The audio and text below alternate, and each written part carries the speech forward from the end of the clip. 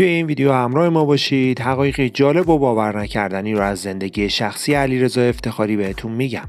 از مهریه عجیب دخترهاش تا ماجرای بغل کردن احمدی نژاد توی مراسم و رقصیدن برای بچه‌ها و همینطور ماجرای فرارش و قصدش برای خودکشی. با ما همراه باشید، راجع به این حواشی زندگی صحبت میکنیم.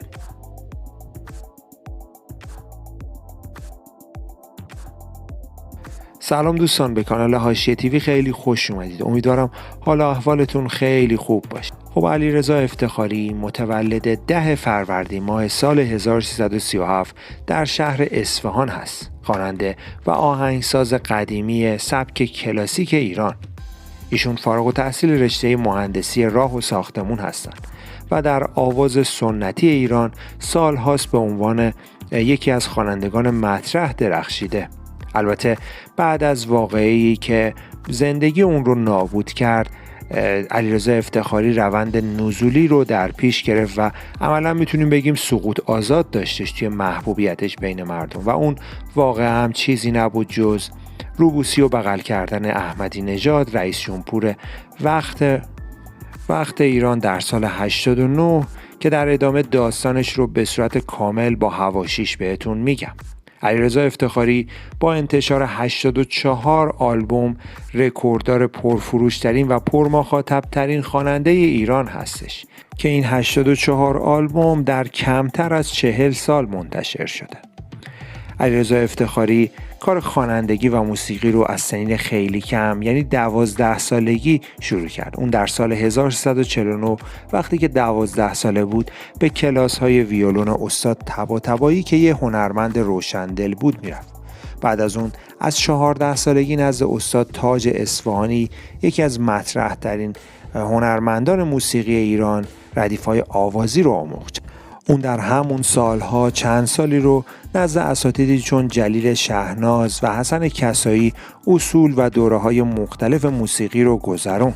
اون در سال 1357 چند ماهی قبل از وقوع انقلاب وقتی که 20 ساله بود در مسابقه موسیقی باربد با داوری اساتیدی چون علی اکبر خان شهنازی و علی تجویدی و داریوش صفت شرکت کرد. اون تونست توی این مسابقات با اختلاف مقام نخست رو به دست بیاره و رسما به عنوان خواننده موسیقی سنتی و کلاسیک به جامعه هنری ایران معرفی بشه. بعد از وقوع انقلاب محدودیت‌های زیادی در موسیقی، حتی موسیقی سنتی ایجاد شد. این باعث شدش که افتخاری تا سال 60 فعالیت موسیقیش رو بایکوت بکنه. اون از سال 60 نزد استاد غلامرضا داد تمرینات موسیقیش رو با آوازهای دو بیتی ادامه دادش. نهایتاً سال 62 وقتی که 25 ساله بود، بعد از باز شدن نسبی فضای موسیقی، اولین آلبوم خودش رو به نام آتش دل به یاد استاد مرحومش تاج اصفهانی روونه بازار کرد. اون بعد از این در کنار اساتیدی چون بدیعی کسایی شهناز در اجراهای خصوصی هم حضور داشت تا اینکه سال 63 آهنگی به نام آواز قصه گیسو رو برای فیلم امیر کبیر اجرا کردش. افتخاری از سال 62 تا سال 75 هر سال یک آلبوم رو حداقل منتشر کرد و آثارش مرتب در تلویزیون هم پخش می شد. اون از سال 79 تا سال 89 فعالیتش رو خیلی بیشتر کرد و به طور متوسط سالیانه 5 آلبوم رو منتشر می کرد. همکنون ایشون با بالای 84 آلبوم رسمی رکورددار فروش در مارکت موسیقی ایران هستند. علیرضا افتخاری در تاریخ 5/5/1355 وقتی که 18 ساله بود و قصد اعزام به سربازی رو داشت با همسرش ازدواج کرد که ثمره این ازدواج 3 فرزند دختر به نامهای الهام، مرجان و آوا هستش. جالب بدونید که همسرش دختر داییش هم هستش. ایشون در مورد دخترها و اعضای خانواده‌اش میگه دختر بزرگم الهام موسیقی سنتی رو خیلی حرفه‌ای گوش میده، ولی خب فرزند دومم علاقه زیادی به موسیقی نداره. فرزند سومم هم متاسفانه از ناحیه پا فلج هستش و روی ویلچر میشینه. من این دخترم رو بیشتر از بقیه دوست دارم و همه اعضای خانواده‌ام نسبت به علاقه من به این فرزند سومم آگاهی دارن. علیرضا افتخاری توی یکی از مصاحبه‌های جنجالیش ادعایی رو مطرح کرد که بعداً توسط نزدیکانش تکذیب شد. اون توی این مصاحبه گفتش که مهریه دختر بزرگش حفظ کردن 45 غزل از حافظ و مهریه دختر کوچیکش حفظ 16 جزء از قرآن کریم هستش. البته رامین نوروزی داماد بزرگ افتخاری که سالهاست درگیر ماجرای طلاق از دختر ایشون هستش، این ماجرا رو تکذیب کرد و افشا کرد که مهریه همسرش 771 سکه تمام‌بهار آزادی و 7,707,000 تومان جواهر هستش و همینطور یک سفر حج هم پشت قبالش انداخته که به خاطر همین قضیه مهریه سالهاست که اون درگیر رو داره. ماجرای طلاق هست و ماجرای حفظ کردن 45 غزل کلا دروغی بیش نیستش. حالا مشخص نیستش این دامادش به خاطر اینکه درگیر رو داره طلاق هست همچین حرفی رو زده یا واقعا حرف علیرضا افتخاری دروغ بوده. اما نقطه اوج و عطف زندگی علیرضا افتخاری قطعاً بغل معروفی هستش که با احمدی نژاد داشتش.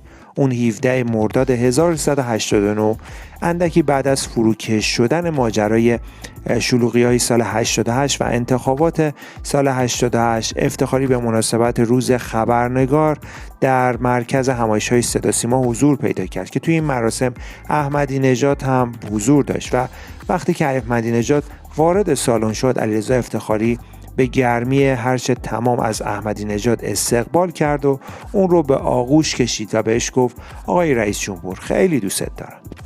که خب این برنامه به صورت زنده هم از تلویزیون پخش می شد و واکنش های نسبتا منفی توسط مردم به حرکت افتخاری انجام شد. توی اون زمان یه مقدار احمدی نژاد به خاطر شرایطی که ایجاد شده بود و تورم سنگین و همینطور ماجرای انتخابات سال 88 بین عموم مردم چهره منفی پیدا کرده و این استقبال گرم افتخاری باعث شدش که مردم از افتخاری هم نفرت پیدا کنند و اونجور که خودش تعریف میکنه توی اون تایم تحت فشار زیادی بود و به یک باره و یک شبه از اوج محبوبیت و تبدیل به منفورترین شخصیت نزد مردم شد.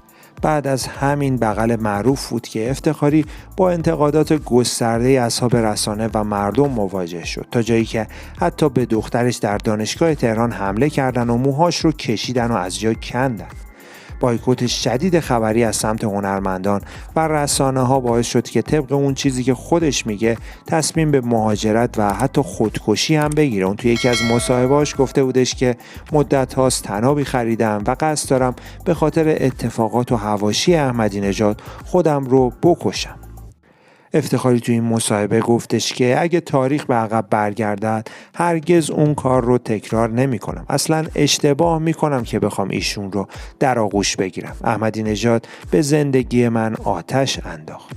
افتخاری چند سال پیش توی برنامه مهران مدیری هم حضور پیدا کرد و گفتش که بزرگترین اشتباه زندگیم بغل کردن احمدی نژاد بود. البته که این بغل کردن کاملا ناخواسته بود. من و احمدی نژاد توی یه شرایط ناگهانی روبروی همدیگه قرار گرفتیم و من توی اون صحنه کاری جز بغل کردن ایشون نداشتم و اصلا این قضیه ربطی به ارادت داشتن من نسبت به ایشون نداره. جالبه که با اینکه زندگی من نابود شد و توسط مردم مورد هجمه و حمله زیادی قرار گرفتم ولی هیچ وقت توسط احمدی نژاد یا نزدیکاش مورد دلجویی یا احوال پرسی قرار نگرفتم. همینه که میگم احمدی نژاد آتش به زندگی من انداخت و زندگی من رو نابود کرد. افتخاری مدعی هستش که توی اون سالها توسط مردم مورد حمله و تهدیدهای زیادی قرار گرفت. خودش میگه یادم است که نوشته زیر در منزل شخصی من گذاشتن و گفتن که اینجا بمبگذاری خواهد شد. به قدری تهدیدها زیاد بود که مجبور شدم محلم رو عوض کنم و مدتها به صورت ناشناس زندگی کنم. همه جا کلاه میذاشتم و خودم رو مخفی میکردم و سعی میکردم جوری رفتار کنم که کسی من رو نشناسه. البته بعضی وقتا هم افرادی که من رو میشناختن با اهانت با من برخورد میکردن و به هم توهینهای زشتی رو انجام میدادن. با تمام اینها افتخاری سال 89 در سن 52 سالگی چهره ماندگار ایران شد ولی خب از همون تاریخ سال 89 تا به الان که بیش از 12 سال گذشته، افتخاری فقط 4 آلبوم منتشر کرده که اون 4 آلبوم هم اصلا مورد استقبال قرار نگرفت. یعنی خواننده‌ای که سالی 5-6 تا آلبوم منتشر میکرد تو 12 سال فقط 4 آلبوم منتشر کرد که اونها هم اصلا مورد استقبال قرار نگرفت. حاشیه دیگه‌ای که از علیرضا افتخاری توی چند سال اخیر خیلی وایرال شد ماجرای رقصیدنش توی شهرستان بناب هست. ماجرا برمیگرده به اجرای خیریه‌ای که ایشون برای کودکان سرطانی توی این استان داشتن. سال 94 افتخاری در کنسرت شهرستان بناب آذربایجان برای شادی چند کودک سرطانی حاضر به رقص روی صحنه شد تا فضای اون مجلس رو تغییر بده و دل بچه‌ها رو شاد بکنه. خودش درباره این اتفاق میگه همه وجودم رو برای شادی اونها روی صحنه گذاشتم. تا زمانی که لبخند اونها رو ندیدم از صحنه پایین نیامدم. تم موسیقی در اواسط برنامه تم کردی بود و برای آنکه بچه‌های سرطانی پایکوبی کنم و اونها هم خوشحال بشون به خودم قول دادم که تا لبخند اونها رو نبینم از صحنه پایین نیارم و این کار رو هم کردم و دل اونها رو شاد کردم. اما جدیدترین حاشیه علیرضا افتخاری برمیگرده به چند روز قبل و انتشار خبری مبنی بر انتشار آلبومی به اسم قاسم هنوز زنده است در بزرگداشت قاسم سلیمانی که خب اسم خواننده های مطرحی هم توی این آلبوم آورده شده که از جمله اونها علیرضا افتخاری هست. علیرضا افتخاری ضمن تکذیب این خبر گفتش که من به شهدای ایران احترام ویژه‌ای قائل هستم، ولی این آهنگ بدون اجازه من توی این آلبوم قرار گرفته و اصلا ربطی به آقای قاسم سلیمانی نداره. قطعی از غزلیات حافظ رو خوندم که برای سالها پیش هست و به صورت مستقل اون رو منتشر کردم و اصلا بنا نبوده که توی آلبومی قرار بگیره، ولی بدون اجازه من توسط نهادهای ذی‌ربط این آهنگ توی آلبوم قرار گرفته و به اسم من تموم شده. خب رفقا، حتما نظراتتون رو راجع به حواشی زندگی علیرضا افتخاری برای ما تو بخش کامنت ها بنویسید و بهمون بگید نظرتون راجع به این خواننده چیه. به نظرتون حقش بود که توی این سالهای اخیر اینجوری باهاش تا بشه و مورد هجمه و حمله قرار بگیره؟ آیا بغل کردن احمدی نژاد جرم بزرگی بودش که تاوانش این همه دوری از مردم و حمله و اهانت و زندگی سخت برای این اسطوره موسیقی ایران بودش؟ نظرتون رو حتما برای ما تو بخش کامنت راجع به علیرضا افتخاری و حواشی زندگیش بنویسید. یک دنیا هم سپاس برای لایک این ویدیو و سابسکرایب کانال. امیدوارم همیشه شاد و سلامت و پیروز باشید. تا ویدیوی بعدی، خدا نگهدارتون. پیشنهاد میکنم در ادامه هم یکی از این ویدیوها رو تماشا کنید.